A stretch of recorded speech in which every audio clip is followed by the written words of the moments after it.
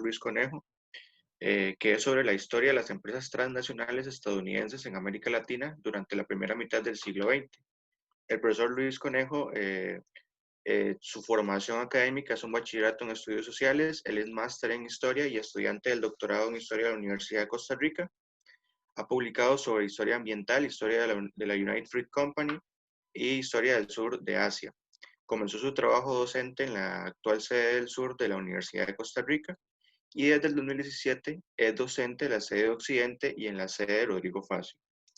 Ha sido investigador en dos centros pertenecientes a la Universidad de Costa Rica, el CIHAC y en el programa de Historia Regional y últimamente en el CIDICER, de manera más reciente. Desde el 2018 viene enfocándose en investigar aspectos dentro de la historia económica, principalmente en el campo de la historia empresarial. Así que le damos la bienvenida al profesor Luis Conejo a su exposición del día de hoy. Le agradecemos muchísimo por la participación en la Semana de los Estudios Sociales. Hola José Andrés y a todos los estimables compañeros que nos acompañan hoy. Vamos a iniciar. Entonces, una noticia que llamó mucho la atención fue, bueno, desde que el mes de julio a ciertos empresarios con cierto éxito, tanto económico como corporativo, se les empezó a llamar al Congreso de los Estados Unidos.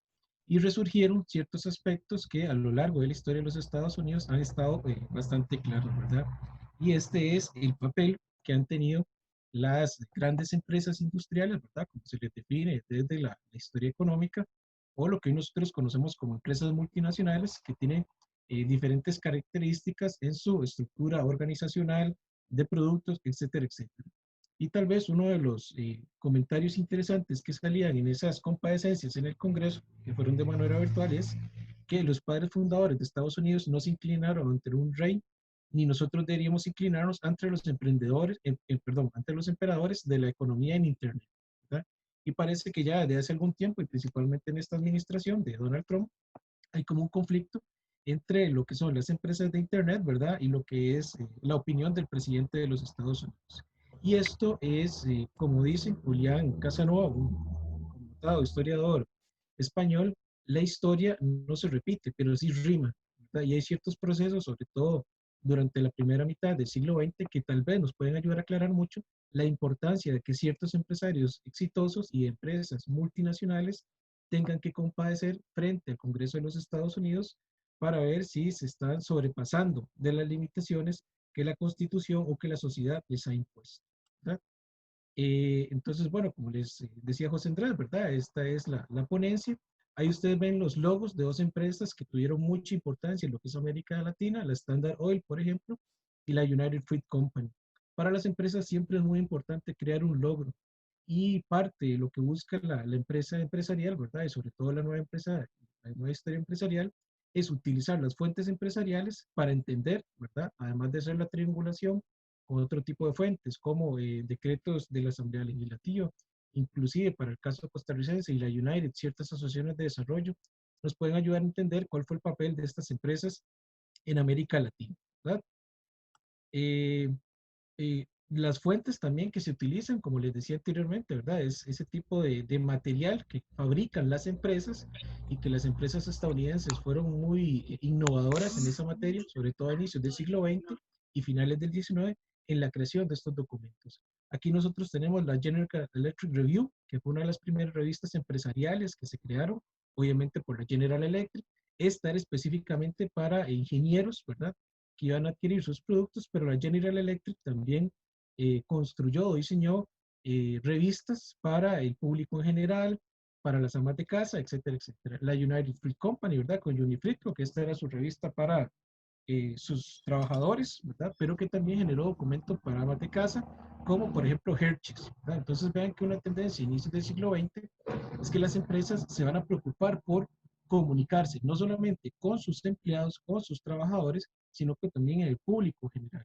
Y vamos a ver por qué esta necesidad tan importante de las empresas de comunicarse, que inclusive nosotros en un contexto actual lo podemos ver con el debate actual que se generó entre el Instituto de Investigaciones Sociales y la cervecería. Ustedes vieron que el instituto divulgó en redes sociales una investigación, pero la empresa, ¿verdad?, dio una respuesta. Y eso es un aspecto bastante interesante, porque a lo largo de la historia económica y la historia empresarial, ese tipo de situaciones se ha dado bastante. ¿verdad? Entonces, el estado de la cuestión, normalmente cuando se hablan de empresas extranjeras y sobre todo empresas estadounidenses en América Latina, hay como cuatro grandes ejes que marcan lo que se ha escrito. Uno, lo que es el tema de la inversión extranjera directa. Otro, que es el tema del imperialismo, ¿verdad? Que normalmente representa a las empresas como emisarios del mal, emisarios del imperio, etcétera, etcétera, ¿verdad? Hay muchos trabajos acerca de los derechos laborales y las disputas que tuvieron que hacer los trabajadores con este tipo de empresas y evidentemente la relación donde el Estado, en donde a grandes términos pareciera ser que las empresas transnacionales estadounidenses siempre hicieron lo que les dio la gana con los estados nacionales latinoamericanos, pero nosotros, si vemos a profundidad, vamos a ver que eso no siempre se da así y en ciertos momentos de crisis, más bien las que van a verse más perjudicadas es porque tanto el Estado como la sociedad de algunos países les va a echar la culpa de esas crisis, ¿no? Entonces, ¿qué es lo que nosotros conocemos como la gran empresa industrial? Desde finales del siglo XVIII, ¿verdad? Esta crece y se da por los avances en la tecnología y los medios de comunicación. Específicamente en la tecnología, ¿qué es lo que va a variar? Los medios de producción y la capacidad de mano de obra. Y los medios de comunicación, el alcance de la información. Aquí es importante lo que es el ferrocarril, ¿verdad? Que es uno de los íconos de la revolución industrial y el telégrafo. Y en la tecnología, bueno, es eso, ¿verdad? Es que hay otra fuente de energía más allá de la del ser humano o la de los animales, como los bueyes o las vacas, para generar productos. Y esto no solamente va a generar una mayor velocidad a la hora de producir o construir productos, sino que también va a demandar mayor cantidad de materias primas y mayor cantidad de consumidores de algunos de estos productos, ¿verdad? Y entiéndese productos desde trenes, ¿verdad? Que servían para llevar el carbón o diferentes materiales, como también para llevar personas, jabones, detergentes, ¿verdad? Etcétera, etcétera, todo esto que nos ha dado la revolución industrial, ¿verdad? Ok, nosotros podemos darle diferentes enfoques a esta investigación. Yo parto de la historia económica, la historia empresarial y hago alguna triangulación, ¿verdad?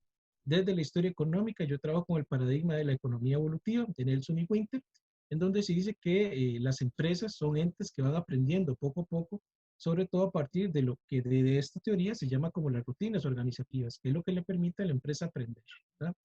Y esto es, por ejemplo, lo que vimos ahora con lo de la cervecería y el Instituto de Investigaciones Sociales. Parece que hay una demanda, ¿verdad? La empresa vio eso y quiso generar una respuesta. Eso es aprendizaje. Para futuro, las empresas normalmente cuando tengan ese tipo de noticia negativa, ¿verdad? O investigaciones que tal vez no les favorecen, bueno, pareciera que ya hay como un movimiento entre diferentes empresas y quieren ir respondiendo a ese tipo de cuestiones. Eso lo estamos viendo ahorita en Costa Rica. Se ha visto a lo largo de la historia del país, pero en las empresas estadounidenses lo que generó eso, y que vamos a ver más adelante, fue el nacimiento de las relaciones públicas. Ok, desde la historia empresarial debemos de tomar en consideración lo que es lo local y lo global, que ya lo vamos a ver, y una triangulación, porque es interesante ver que las empresas transnacionales se han convertido en parte del discurso nacionalista de los Estados Unidos, pero esto no siempre fue así, ¿verdad? Cuando uno se pone a leer la Constitución de Estados Unidos y, digamos, estas primeras ideas de cómo nace esta nación, se hablaba mucho de los padres fundadores, de que estábamos optando, ¿verdad? Porque todos los hombres nacían libres, etcétera, etcétera, ¿verdad? Y este tipo de concentraciones de riquezas asociadas en un primer momento a lo que era la aristocracia o la monarquía británica, cuando a finales del siglo XIX, inicios del siglo XX, ciertas empresas y ciertos empresarios empiezan a obtener ciertos beneficios económicos, ¿verdad? La gente empieza a dudar de estas grandes empresas. Y por eso es que personajes como Rockefeller, como el mismo Henry Ford en su momento, ¿verdad? Igual compadecieron frente al Congreso de los Estados Unidos, no solamente para defender su empresa, sino para también defender lo que ellos estaban haciendo por el país. Y este es un discurso que nos puede rimar un poco con lo que está pasando actualmente en Costa Rica, ¿verdad?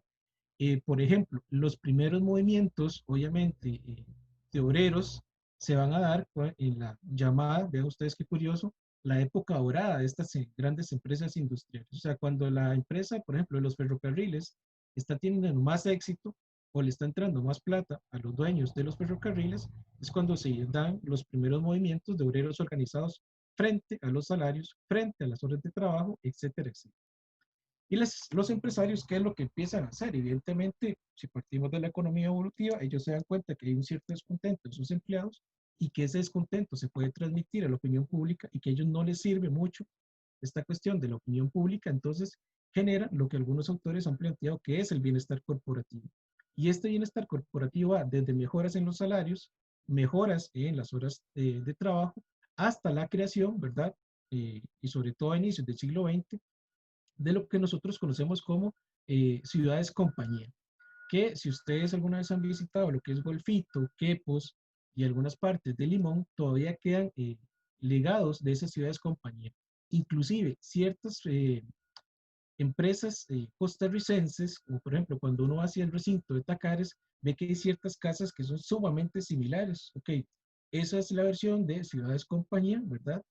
Que se desarrolla por empresas estadounidenses para el caso de Costa Rica, pero posterior, ¿verdad? Esas casas son más o menos de los 60 y los 70.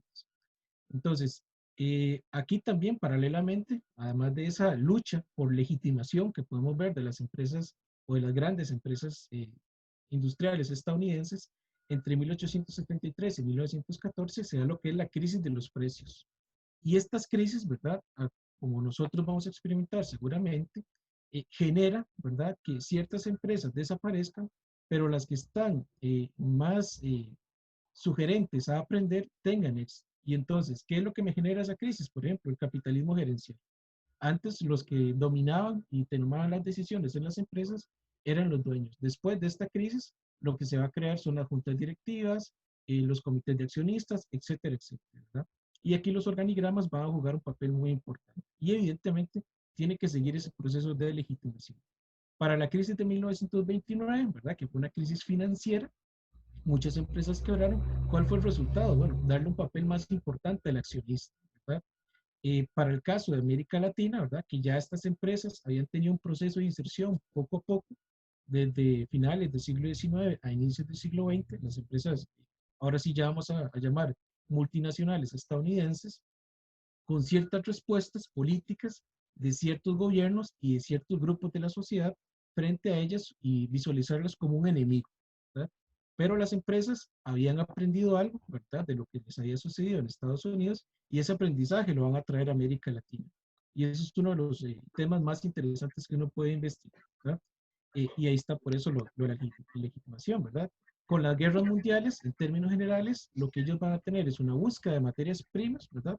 Porque se va a dar cuenta, por ejemplo, Estados Unidos, que muchas de sus materias primas las conseguía en Asia, que difícilmente con una guerra mundial iba a tener facilidad para adquirir. Entonces ve en América Latina no solamente esa gran bodega de materias primas, sino que también se va a dar cuenta que es no solo su aliada, ¿verdad? En términos militares y estratégicos, sino también como un mercado de consumidores. Y eso es a veces algo que se obvia en los trabajos acerca de las empresas transnacionales estadounidenses. No solamente es para venir a explotar nuestros recursos naturales, viene también para vender nuestros productos. Y para el caso de la Guerra Fría, ¿verdad? Es defensa de un modelo económico y somos consumidores culturales.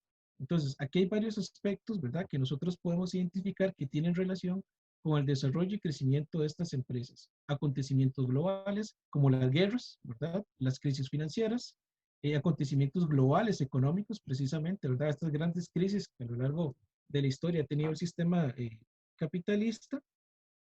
También tenemos eh, la construcción del proyecto nacional de Estados Unidos que, como les decía, a finales del siglo XIX, pareciera ser que la gran empresa no es parte del discurso nacionalista estadounidense.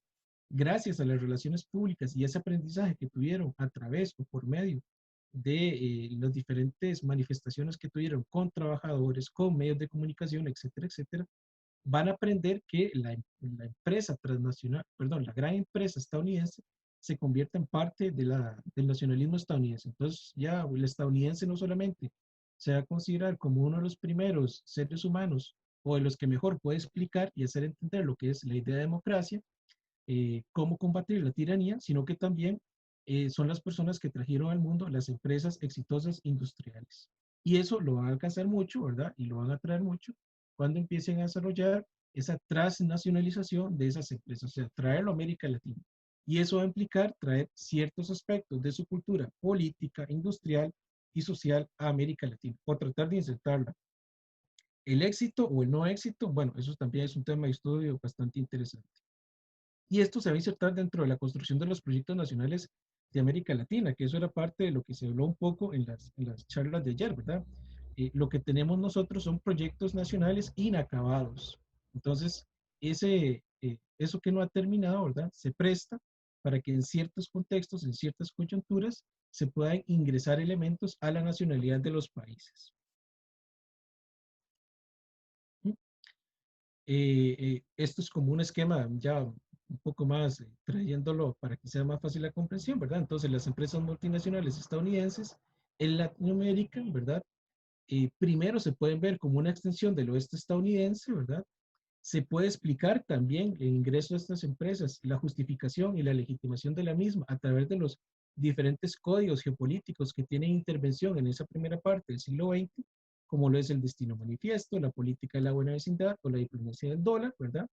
Por ejemplo, algunas empresas multinacionales, sobre todo las que tenían que ver con extracción de productos agrícolas, ¿verdad? Tenían una representación de la naturaleza de un recurso natural. O sea, la naturaleza no me sirve nada si yo no le puedo sacar riqueza. ¿Y cómo justificaban eso? Vean ustedes qué interesante. A partir de un discurso de la primera y segunda creación de la naturaleza, que es algo que los gobiernos de Estados Unidos habían utilizado mucho para justificar la extensión de la civilización norteamericana hacia el oeste estadounidense, ¿verdad? Esto, ¿verdad?, va a ser apropiado por los gobiernos liberales, porque dentro de la ideología liberal, sobre todo en términos económicos, de esa primera mitad del siglo XX, muchas de estas ideas, como ver a la naturaleza como un recurso natural, la importancia de la inversión extranjera directa, o simplemente la visualización de países o poblaciones como los estadounidenses o como los europeos, que solo a través de ellos es que se podía traer la civilización a nuestros países, ¿verdad? Y a manera de conclusiones, ¿verdad? Hay que ver en las transnacionales o en las multinacionales, ¿verdad? Más allá, ¿verdad? Hay que estudiar mucho lo que es el bienestar corporativo, hay que ver, ¿verdad? Lo que es la ciudad de empresa y todos estos tipos de respuestas que han dado las empresas frente a diferentes crisis que han tenido como respuesta a procesos globales, económicos, militares, financieros o locales, ¿verdad? La utilización de enfoques alternativos como la historia ambiental, la historia empresarial o la historia regional definitivamente nos pueden colaborar mucho a entender mejor o a tener una visión más amplia de lo que son estos actores en la historia de nuestra región. Muchas gracias.